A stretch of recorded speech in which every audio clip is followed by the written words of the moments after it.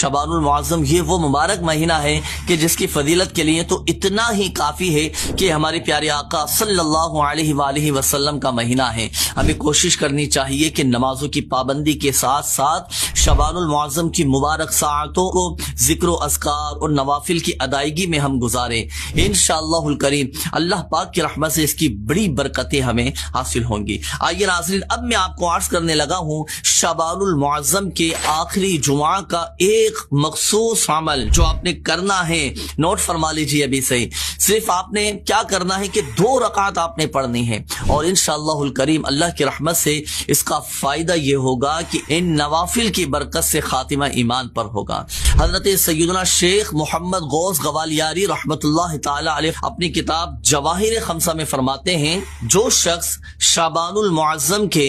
آخری جمعہ کو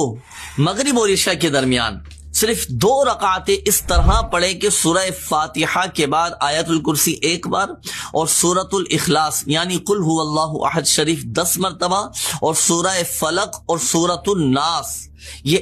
ایک بار پڑھے، اور اس نماز کی برکت سے اگر وہ اگلے دن مر گیا نا تو اس کا خاتمہ ایمان پر ہوگا۔ اور الحمدللہ سوجل ہر مسلمان کی یہ خواہش ہوتی ہے کہ میں دنیا سے جاؤں تو اپنا ایمان سلامت لے جانے میں کامیاب ہو جاؤں، تو ایمان کی سلامتی کی دعائیں بھی کرنی ہیں، اللہ پاک توفیق دے۔ تو شعبان المعظم کا یہ جو آخری جمعہ قریب آنے والا ہے، تو